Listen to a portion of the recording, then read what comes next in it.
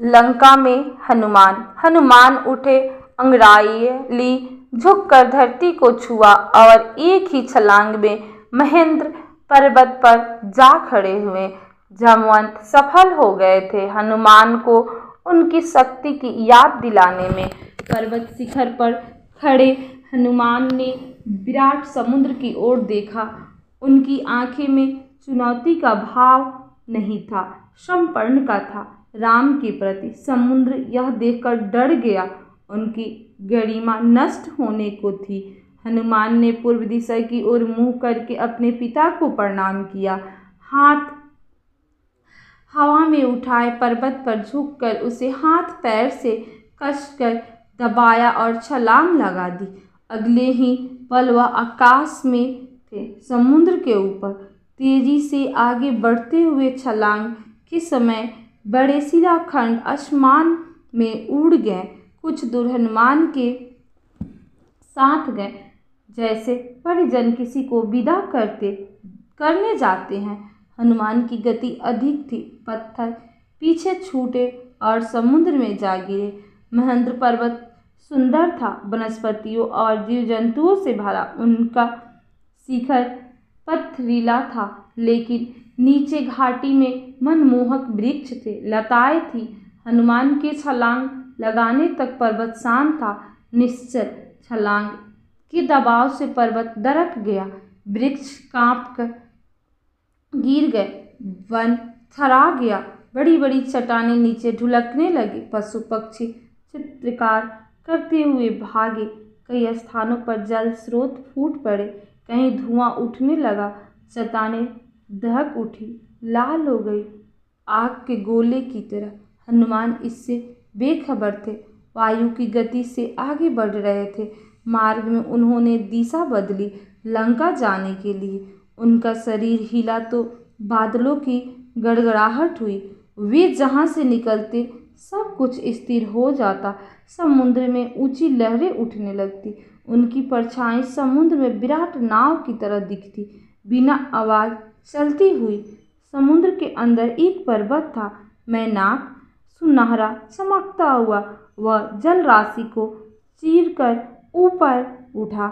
मैनाक रहा था कि हनुमान कुछ पल वहां विश्राम कर ले, थक गए होंगे।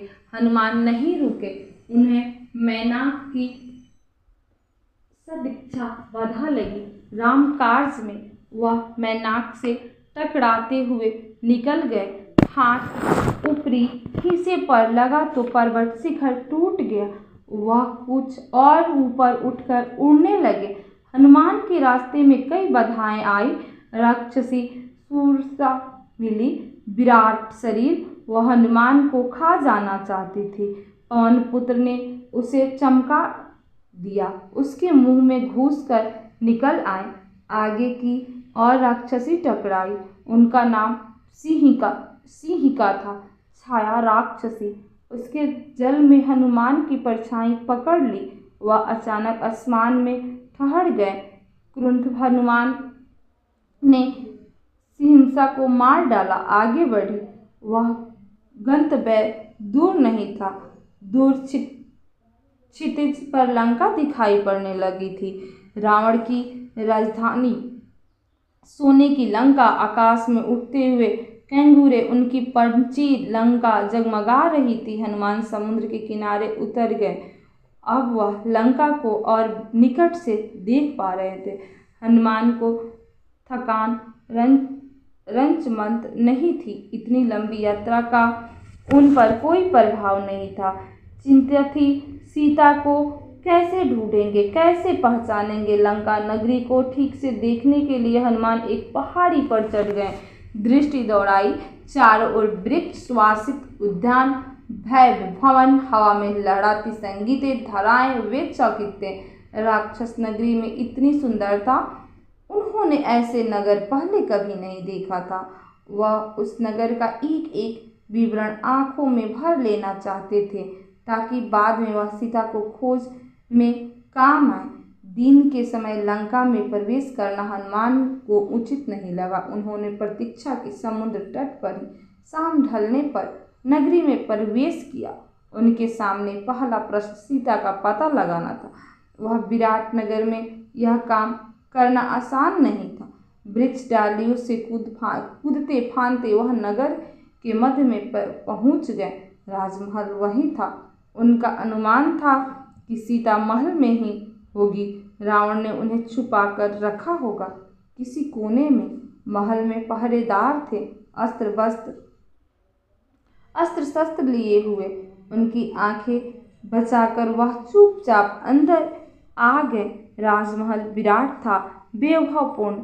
वे बचते बचते महल में घुसने लगे, भटकते रहे। रात का समय था, अधिकतर राक्षस सो रहे थे। उन्होंने निकट जाकर एक एक चेहरा देखा। सीता जैसा कोई स्त्री उन्हें नहीं दिखाई पड़ी। वे रावण के कक्ष में गए। वहाँ रावण था, उनकी रानी मंदोदरी थी। सीता वहाँ नहीं थी। न जाने सीता को कहाँ छिपा रखा है। सोचते हुए हनुमान अंतपुर से बाहर निकल गए। एक एक करके उन्होंने राक्षसों के सारे घर छान मारे, पशुशालाएं भी देख ली। सीता का कहीं पता न था। सीता के लंका में होने की सूचना पर उन्होंने संदेश नहीं था।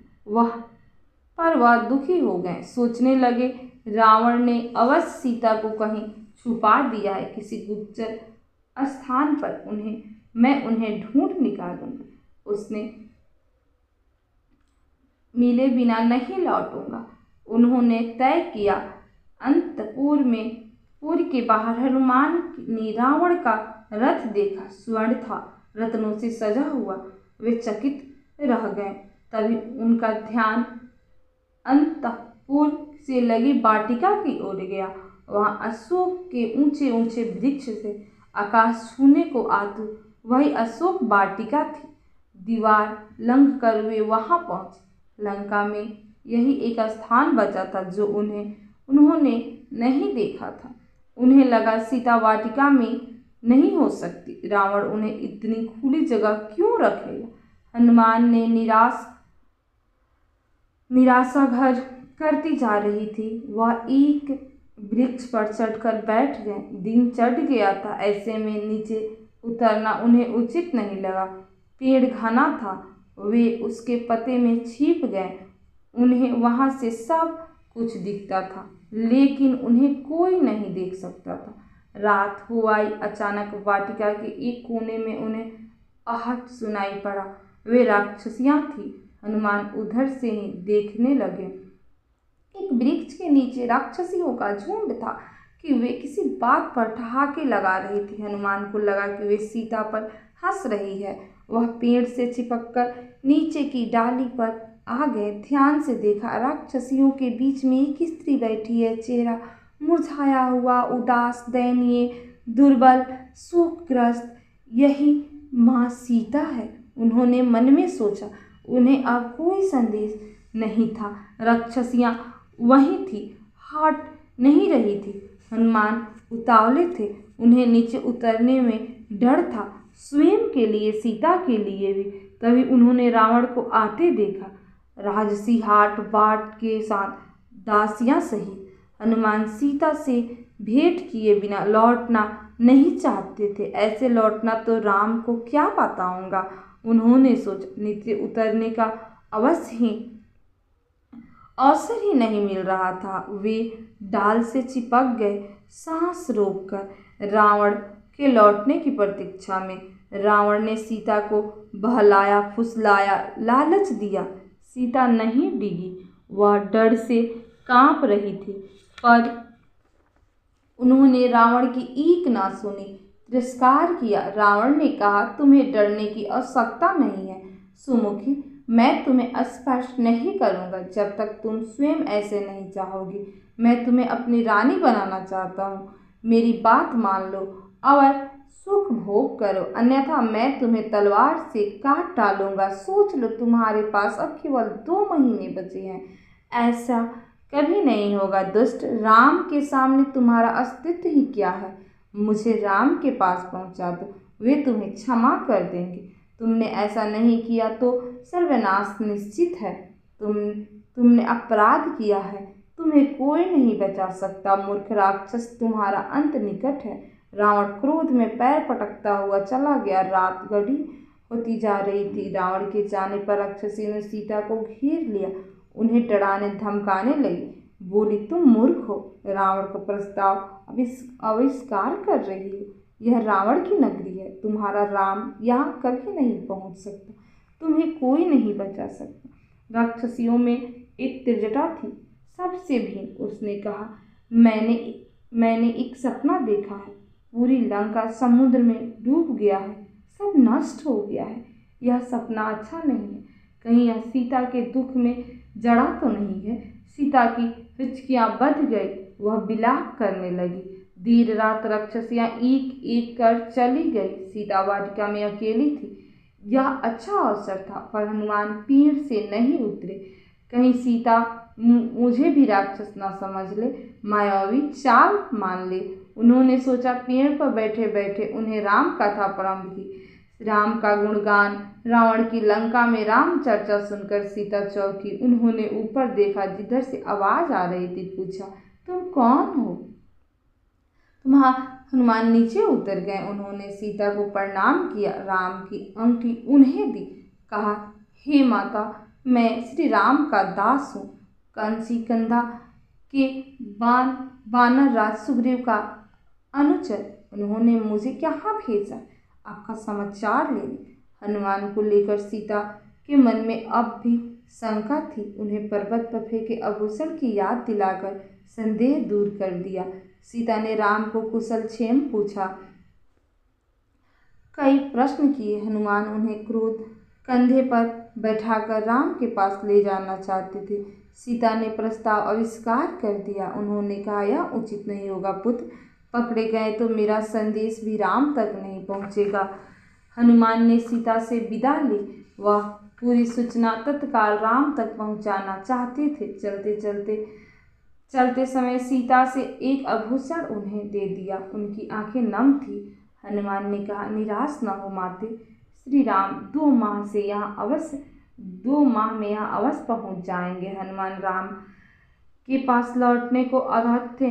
उत्तर दिशा की ओर जाना था, पर कुछ सोचकर रुक गए। उन्होंने रावण का उपवन तहस नहस कर दिया, अशोक वाटिका उजाड़ दी, वृक्ष उखाड़ दिए और विरोध करने वाले सभी राक्षसियों को मार डाला। रावण ने कई महाबली मारे गए। हनुमान ने लड़ते हुए रावण का पुत्र अक्षय कुमार भी प्राण गंवा बैठे। राक्षस भागे भागे राजमहल गए, रावण को इसकी सूचना दी। एक वानर के उत्पात के बारे में बताया। रावण तिलमिला गया, उसके क्रोध का ठिकाना नहीं रहा। उसके मेघनाद भेजा, अपने सबसे बड़े बेटे को कहा, उस वानर को मेरे सामने उपस्थित करो जिसने जंग अपराध किया है। मेघनाद ने हनुमान से भीषण युद्ध किया। वह इंद्रजीत था, एक बार इंद्र को परास्त कर चुका था। उसने अंततः हनुमान को बांध लिया। राक्षस उन्हें खींचते हुए रावण के दरबार में ले गए। शक्तिशाली रावण सिंहासन पर बैठा था। उसके सेनापति ने पूछा, कौन हो तुम? किसने तुम्हें यहाँ भेजा है? हनुमान के मन में भय नहीं था। मैं श्री राम का दास हूँ, मेरा नाम हनुमान है। आप श्री राम की पत्नी सीता को हर लाए हैं। मैं उन्हीं की खोज में आया था। उससे मैं मिल चुका हूँ, आपके दर्शन करना चाहता था, इसलिए उत्पात करना पड़ा। इसमें मेरा कोई अपराध नहीं है। दंड के भागी तो राक्षस है। उन्होंने मुझे रोकने का प्रयास किया। क्रोध में रावण हनुमान को मारने उठा। छोटा भाई विभीषण ने उन्हें रोक दिया। कहा, आप नीतिवान हैं राजन, नीति के अनुसार दूत का वध अनुचित है, आप उसे कोई दूसरा दंड देते। हनुमान ने रावण को पुनः प्रणाम किया। मेरा एक निवेदन है, आप सीता को सामान सहित लौटा दें, इसी में आपका कुशल है। धनुधर राम ने आप युद्ध नहीं कर नहीं जीत सकते। रावण ने हनुमान की पूंछ में आग लगा देने की आज्ञा दी। राक्षस ने आग लगा दी जलती हुई पूंछ के साथ। उन्हें नगर में घुसाया। राक्षस ठिठोली कर रहे थे। इसी बीच हनुमान ने बंधन तोड़ दिए। एक भवन पर चढ़कर उसमें आग लगा दी। एक से दूसरी अटारी पर कूदते उन्होंने सभी भवन जला दिए। हाहाकार मच गया। लंका जल रही थी धू धू कर। राक्षस विलाप करने लगे। अचानक हनुमान को सीता की चिंता हुई। वे अशोक वाटिका की ओर आगे भागे। डर था कि कहीं आग उन तक न पहुंच जाए। सीता सुकौशल थी। पेड़ के नीचे बैठी हुई। आग से प्रभावित हनुमान उन्हें प्रणाम किया, आशीर्वाद मांगा और उत्तर दिशा की ओर चल पड़े, राम के पास। दूसरे तट पर सभी हनुमान की प्रतीक्षा कर रहे थे। अंगद, जामवंत, अन्य बानर आते ही उन्हें सबने घेर लिया। हनुमान ने संक्षेप में लंका का हाल सुनाया। सीता से भेंट का क्रम बताया। कहा, मैंने उन्हें देखा, बात की। यह समाचार शीघ्र से राम तक पहुंचना चाहिए। समय अधिक नहीं है। बानर किलकारियां भरने लगे। प्रसन्नता से बानरों का उत्पात बढ़ गया। उन्होंने मार के कई वन उजाड़े, फल खाए और फेंके। दौड़ते हुए चले और कंसकंधा पहुंच गए राम के पास। बानरों के साथ लेकर सुग्रीव वहां पहुंचे।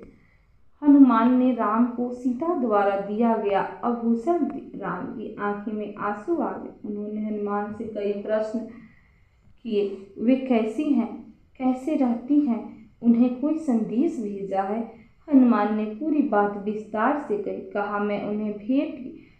वे व्याकुल हैं, चिंतित हैं, हर समय राक्षसों से घिरी रहती है, आपकी प्रतीक्षा कर रही हैं। उन्होंने कहा, यदि श्री राम 2 माह में यहाँ नहीं आए तो वे पापी रावण मुझे मार डालेगा। राम शोक में डूब गए। भाव विहाल होकर उन्होंने हनुमान को गले से लगा लिया। आंसू रोक नहीं पाए। लक्ष्य स्पष्ट था, लंका पर आक्रमण। समय कम था। सुग्रीव ने युद्ध की तैयारियां तत्काल प्रारंभ करने का निर्देश दिया। वानर सेना उनके लिए पहले से तैयार थी, उत्साहित थी। इस बार उन्हें अलग अलग टोलियां बांटने की आवश्यकता नहीं थी। अलग दिशाओं में नहीं जाना था। सबका लक्ष्य एक ही था, दिशा एक थी, दक्षिण। सुग्रीव ने लक्ष्मण के साथ बैठकर युद्ध की योजना पर विचार किया। योग्यताएं और उपयोगिताएं के आधार पर भूमिकाएं निर्धारित हुई। हनुमान, अंगद, जामवंत, नल और नील को आगे रखा गया। हनुमान पर समुद्र पर चर्चा हुई, उसे कैसे पार करेंगे।